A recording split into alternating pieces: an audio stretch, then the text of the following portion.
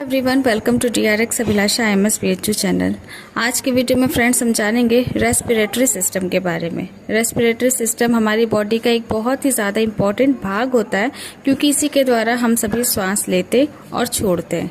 तो चलिए फ्रेंड्स, बिना टाइम वेस्ट किए आज हम जानते हैं रेस्पिरेटरी सिस्टम क्या होता है, इससे हमें क्या क्या मिलता है, कैसे ये सारा कार्य होता है, कौन कौन से अंग इस कार्य में भाग लेते हैं, इन सभी के बारे में आज के वीडियो में हम जानेंगे।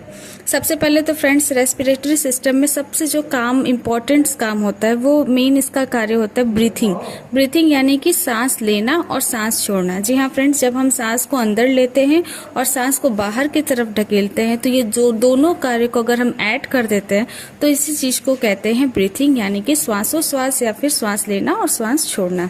तो जब भी हम श्वास को अंदर लेते हैं और श्वास को बाहर फेंकते हैं तो इन दोनों में कुछ न कुछ गैसेज होती हैं जो इन्वॉल्व होती हैं। जैसे कि जब हम श्वास को अंदर लेते हैं तो इसके अंदर नाइट्रोजन, ऑक्सीजन और कार्बन डाइऑक्साइड, ये तीनों इन्वॉल्व होती हैं। जिसमें नाइट्रोजन, ऑक्सीजन और कार्बन डाइऑक्साइड जब हम सांस लेते हैं तो जितनी मात्रा में हवा में रहती है उतनी ही मात्रा में हमारी बॉडी के अंदर आती है। यानी कि जैसे कि नाइट्रोजन है वो 78% हवा में होती है, ऑक्सीजन 21% और कार्बन डाइऑक्साइड 0.03% होते हैं। तो सेम उसी तरीके से ये हमारी बॉडी के अंदर आते हैं। और जब हम श्वास को बाहर फेंकते हैं, यानी कि जब ये श्वास बाहर जाते हैं तो यही तीनों गैस ही हमारे बॉडी से बाहर निकलते हैं और इनकी संख्या थोड़ी सी बदल जाती है, यानी कि इनकी जो मात्रा होती है, क्वांटिटी होती है, वो थोड़ा सा चेंज हो जाता है। यहाँ पे नाइट्रोजन 78%, ऑक्सीजन 17% और कार्बन डाइऑक्साइड 4%, यानी कुल मिला के 4% का हेर फेर होता है, जिसको आपको अच्छे से अगर आप याद करेंगे तो कभी नहीं भूलेगा। श्वासोश्वास के बाद यानी कि ब्रीथिंग होने के बाद इसमें और भी सारे कार्य होते हैं। जब हम रेस्पिरेटरी सिस्टम की बात करते हैं तो इसमें और भी सारे कार्य करते हैं ये रेस्पिरेटरी सिस्टम। दूसरा कार्य करता है ऑक्सीकरण का, क्योंकि इसमें सारा जो ऑक्सीजन लेना और ऑक्सीजन लेना और कार्बन डाइऑक्साइड छोड़ना, इन दोनों में ऑक्सीजन का बड़ा इंपॉर्टेंट रोल होता है। तो ये जो पूरा प्रोसेस होता है इसमें ऑक्सीजन इन्वॉल्व होने के कारण इस प्रोसेस को ऑक्सीकरण भी कहते हैं। साथ ही साथ ये करता क्या है कि जब हम रेस्पिरेटरी सिस्टम की बात करते हैं तो जब हम सांस लेते हैं और छोड़ते हैं तो इससे हमारी बॉडी को ऊर्जा मिलती है, एनर्जी मिलती है, और इसके साथ ही साथ ये हमारी बॉडी को हीट भी प्रोवाइड करती है, जिसके कारण हमारी बॉडी का जो टेम्परेचर है वो मेंटेन रहता है। और साथ ही साथ फ्रेंड्स, ये एक कैटाबॉलिक प्रोसीजर है जहाँ पे आयंस टूटते हैं। जब आयंस जुड़ते हैं तो उनको एनाबॉलिक प्रोसेस कहते हैं, और जब आयंस टूटते हैं तो उसको कैटाबॉलिक प्रोसेस कहते हैं। अगर बात करें अलग अलग जीवों की, तो अलग अलग जीवों में ये जो श्वसन अंग होते हैं, श्वसन अंग मतलब वो पार्ट हमारा बॉडी का जिसके द्वारा ये मेनली ये जो रेस्पिरेशन का काम होता है वो होता है। तो अलग अलग मतलब जीव में अलग अलग पार्ट्स होते हैं। अगर बात करें स्तनधारी यानी कि हम लोग को जैसे ह्यूमंस वगैरह की, तो इनमें जो मतलब मेन रेस्पिरेटरी अंग है वो है लंग्स यानी कि फेफड़ा।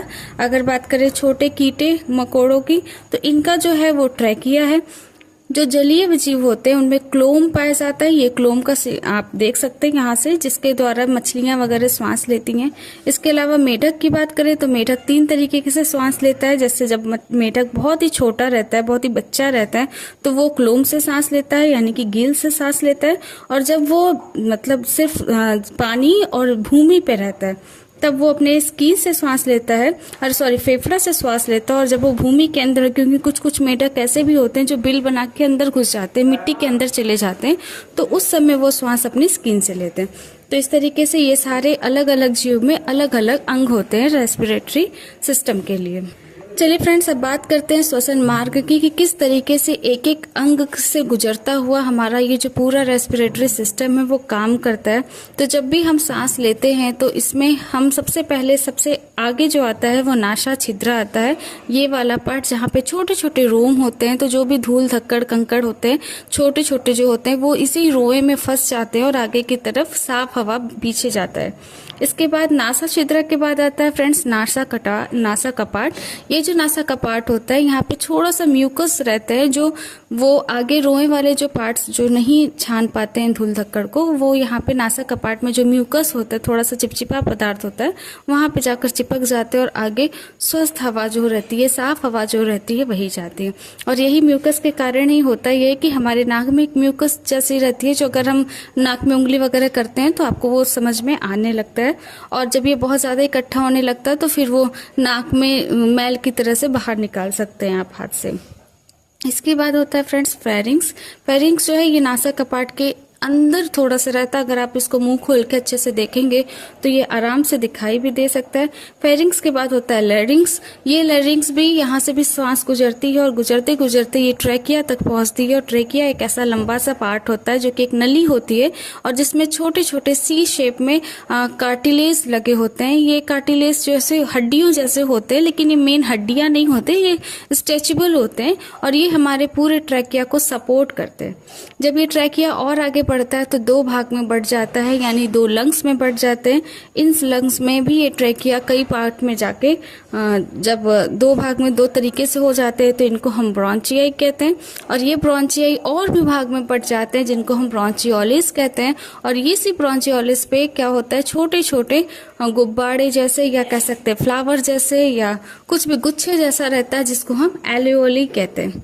ये जो एलियोली होती है मेन रेस्पिरेशन का काम यही होता है, यानी हवा यहीं पे भरता है और यहीं से निकलता है। इसका बहुत ही ज़्यादा इंपॉर्टेंट रोल होता है हमारे रेस्पिरेशन में, पूरे रेस्पिरेशन में। और जब यहाँ पे ये एलियोली जो जहाँ पे ये सांस भरता है और निकलता है, यहाँ से जब सांस जो है सीधे कहाँ जाता है, ब्लड में जाता है और ब्लड से पूरे हमारी बॉडी के सेल्स में जाता है। और ये पूरे बॉडी के सेल्स में जहाँ पे माइटोकॉन्ड्रिया होता है, और हम सभी को पता है कि हमारी पूरी बॉडी का जो एनर्जी है वो माइटोकॉन्ड्रिया स्टोर करता है और हमारी बॉडी को एनर्जी प्रोवाइड करता है। तो इस तरीके से पूरी बॉडी में एनर्जी का प्रवाहन होता है। तो ये पूरा एक रेस्पिरेटरी सिस्टम है जिसके थ्रू हम सांस लेते हैं और छोड़ते हैं, और जिस तरीके से ये काम करता है आज के पूरे वीडियो में हम लोगों ने ये देखा है। लेकिन ये जो दोनों लंग्स होते हैं, इन लंग्स के नीचे एक छोटा सा आप देखेंगे तो खूब लंबा सा चौड़ा सा एक सहारा रहता है जिसको हम डायफ्राम कहते हैं। और पूरा जो श्वसन का काम होता है, ये डायफ्राम बहुत ही इंपॉर्टेंट होता है सांस लेने में। 70% काम ये डायफ्राम करता है, क्योंकि ये सपोर्ट करता है। जब हम सांस लेते हैं तब तो हम आसानी से सांस ले लेते हैं, लेकिन जब हमें सांस को बाहर की तरफ ढकेलना होता है यानी बाहर निकालना होता है, तो ये डायफ्राम बहुत ही ज़्यादा प्रोटेक्ट करता है हमारे लंग्स को, जिसके थ्रू ही हम जो है अपने सांस को बाहर मतलब फेंक पाते हैं। तो ये बहुत ही इंपॉर्टेंट है। जिसका डायफ्राम खराब होने लगता है, या जो प्रेग्नेंट वुमेन होती हैं क्योंकि उनकी पेट की साइज ज़्यादा होने लगती है तो उनका जो डायफ्राम है वो थोड़ा सा कम काम करता है, तो फिर वहाँ पे उनकी पसलियाँ काम करती हैं, जिसके थ्रू वो जो डायफ्राम की तरह सांस को बाहर धकेलने का काम करता है। अगर ये डायफ्राम या पसलियाँ इन दोनों में से कुछ भी प्रॉब्लम होती है, टूट जाती हैं, तो फिर इंसान का सांस को बाहर फेंकना मुश्किल हो जाता है और वो सांस नहीं ले पाता है, उसकी मृत्यु हो जाती है। उम्मीद है फ्रेंड्स वीडियो पसंद आया होगा। वीडियो पसंद आया तो चैनल को लाइक शेयर सब्सक्राइब जरूर करिएगा।